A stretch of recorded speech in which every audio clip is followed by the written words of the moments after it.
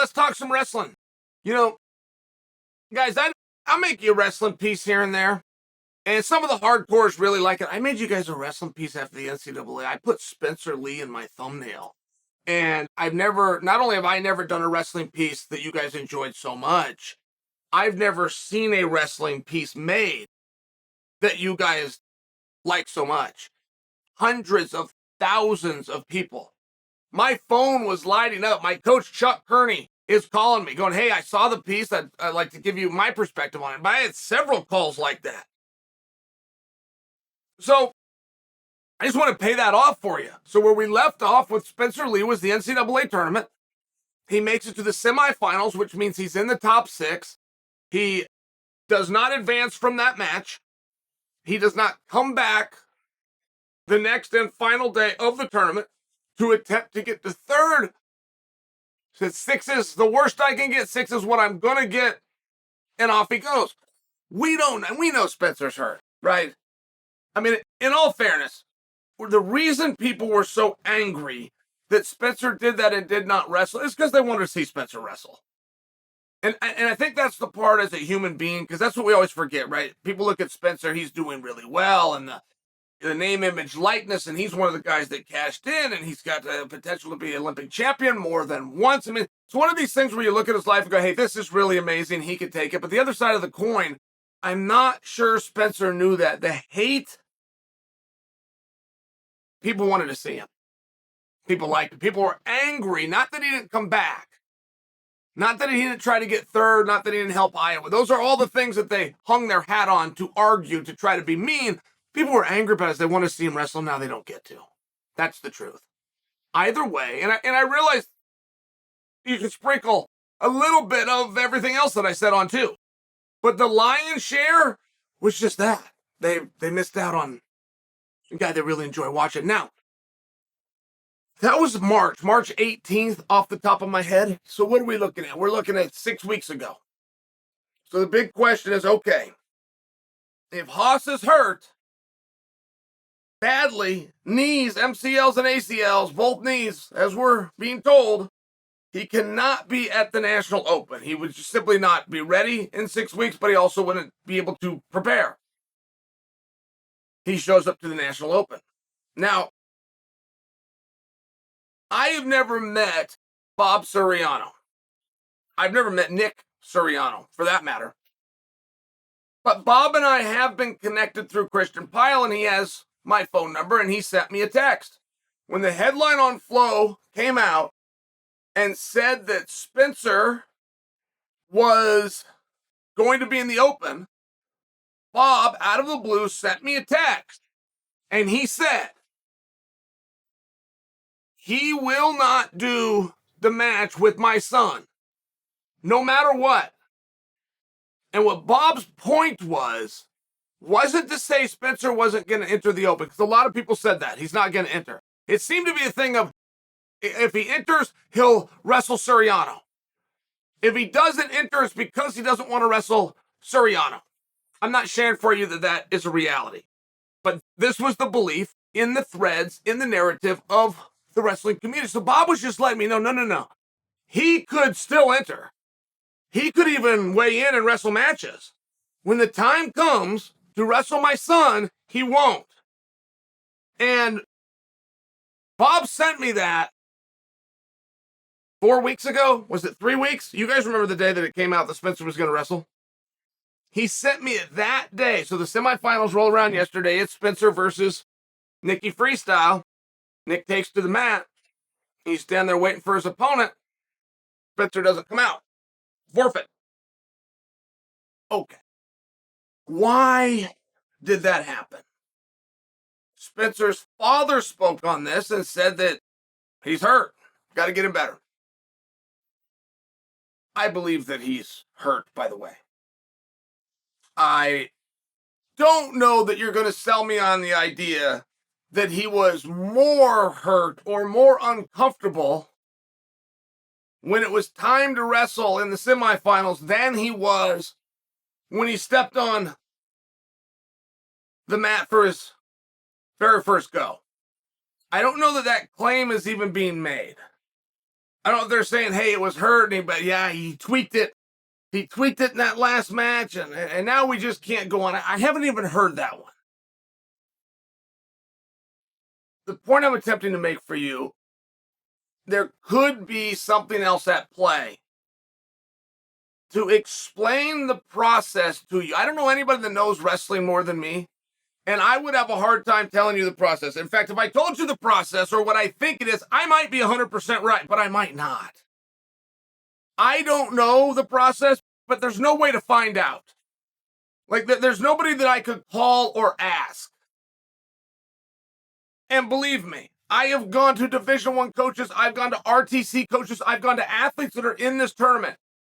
They don't know for sure. There was a massive error made. And I don't fault the decision makers on this, by the way. You've got to try things. Some things are an experiment.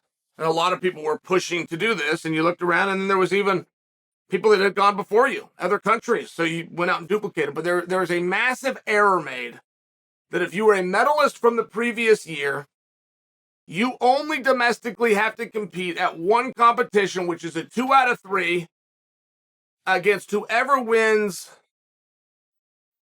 the other part of the process. I've got to word it like that. I mean, they're saying the guys from the National Open go into Final X, but there's still a World Team Trials. So if you won the Open and you go to Final X against the defending medalist, and so we're already promising that it's that match, why are we doing the World Team Trials? And there's a rule, back in my time when I was wrestling, if you were ever on a world and or Olympic team, you have a lifetime acceptance into what then was the final wrestle-off known as the World Team Trials, and that's the way that it should be. In 2000, we even had a guy execute that. There was a guy named Daryl Golar, who I'd heard of but I'd never met, and I'd never missed a tournament. None. I went to all of them. And we get in the back, it's time to warm up, and there's Daryl Golar. He's in my weight class. He was in the bracket one match away. Daryl, what are you doing here? I'm gonna wrestle. All right. But it was a cool thing. So wrestling decided to do away with that, and that's fine. I mean, you're that's not going anywhere. I'm just sharing for you right now the criteria as I understand it. You got to be in the NCAA finals, 1 or 2. You could lose if you make the finals, 1 or 2, which is really weird. Or top 6 at the Open. Now, while I thought that was it, somebody else had suggested for me that they have last chance qualifiers. I thought a last chance qualifier was just an Olympic year, but somebody else had suggested this for me, and they might be right. They might be right. But if Spencer's goal was to just be top 6, didn't care what his seed, didn't care what that meant down the line, just be top 6 to qualify for the next step, I couldn't fault him at all. As a matter of fact, he did that at Big Tens a couple of seasons ago. Made it as far as he needed to, pulled out of the Big Tens, rested his knee, shows up to Nationals, wins the whole thing. I mean, he's got the right to play within the rules. He does. But I don't know what the World Team Trials would have to do with that weight class. And I don't know that because Gilman sits out to Final X with a golden ticket. I know that part to be true. And we're told that whoever wins tonight between Richards and Suriano goes and becomes his opponent. So there is no World Team Trials for that weight class, which of course is not true. There is a trials. I don't know what comes of it. I would love to tell you. I would love to tell you better. The National Open was one of the treats. It was the must-attend event when I was growing up. Now, the only thing that was bad about it is they put it in a flat room convention center. And that's just the way that it was. You couldn't see matches. You didn't know where it was. That part was terrible, where you could have actually put it. Now it's at the South Point. It's in a great venue. You can go get food and a souvenir, come and have a seat in elevated and catch everything. But it was the must-attend event. So when you take out the world medalists, you know, it's one of those really peculiar spots. You're now encouraging people to not come. They don't have to come. And that isn't the goal. The goal was just to make sure that you have the best team, to put the best team forward. And people in America love to tell you what the Russians do. And the people in America that love to tell you what the Russians do will tell you the Russians don't ever wrestle off. They will pick their team. If you have a guy that's never lost to international competition, but he gets beat within the country of Russia, they'll send him anyway. Because their point isn't to send somebody to be nice because he went through a process. Their point is to send the best team out there that could represent Russia. I mean, doesn't that sound good as you say it? Doesn't that sound good? You're a scumbag. It sounded really good to Carter when he boycotted in 1980. He thought that was a great thing to do. He thought it's such a great thing that Lindsey Graham suggested that we do it in 2012. Guy who's never done a sport, never committed and dug deep to anything. This is what they want to do. So you can do things that sound good, but they're not. And while Americans love to tell you what the Russians did in that particular order, you would have to go back 30 years to find one example where they actually did it. 30 years.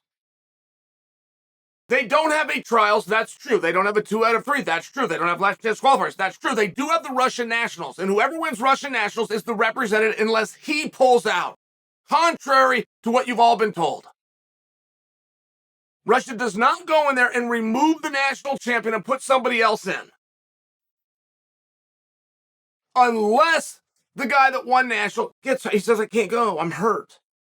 Well, sure, then you grab an alternate, the same as we do. And one that you historians are going to love to tell me is Sadulayev. Now, Sadulayev won the Russian nationals, but prior to the nationals, Russia said, the champions will be our team, except Sadulayev, he's already on the team. They went into the nationals saying Sadulayev will be our Olympic representative. They took all motivation away from every 87-pounder out there, but they just thought it was the right thing to do in terms of telling a story. Now, Sadulayev won the nationals, so he was the guy anyway, so they didn't have to jinx the system, but I'm just sharing with you. I always got to hear these stories about what the Russians do. And I got to hear it all the time, particularly in Greco-Roman. Okay. They have an arm drag. They have a slide by.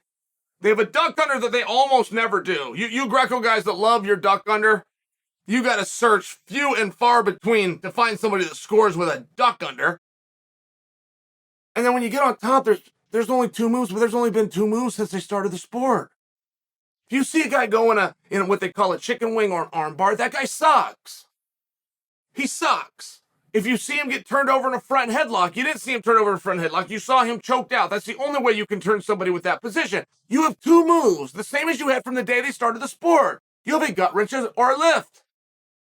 So we got a gut wrench or a lift from the parterre position. Defense is the same, and nobody would disagree with that. You have an arm drag and a slide by. Of course, there's more to it, and there's pummels and there's under. Of course, there's more to it. My point being, they don't have some magic answer over in Russia. They never have. They don't have any trick move. They never have. On a youth level, say cadets by example, they'll enter a guy who's 18. They'll lie. All the time. On a junior level, up to 18, they'll enter someone that's 21. They do it all the time. They start them in gymnastics, and when they see the potential, they juice the hell out of them. And I'm just bringing this to you because they've ruined the U.S. Nationals for what it used to be. They have ruined the Open. You are seeing brackets with 11 guys in it. There was a Greco bracket 3 seasons ago with 4 guys in it. Had I known, I would have shown up. I would have done what Spencer Lee did, except not get on the mat at all. Just move on to the trust. I really would have done that.